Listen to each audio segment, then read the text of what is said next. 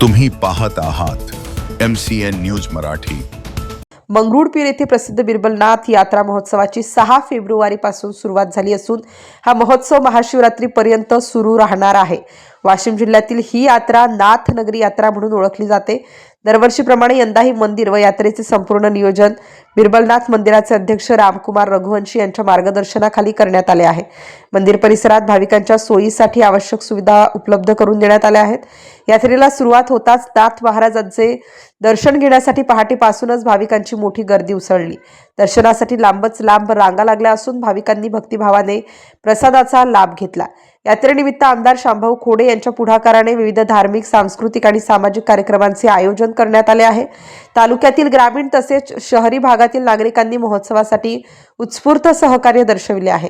बिरबलनाथ यात्रेमुळे संपूर्ण नाथनगरी परिसर भक्तिमय वातावरणाने नटली असून पुढील काही दिवसात भाविकांची मोठी संख्या वाढण्याची शक्यता व्यक्त केली जात आहे। MCN न्यूज मराठीसाठी राजेश वानखडे, वाशिम।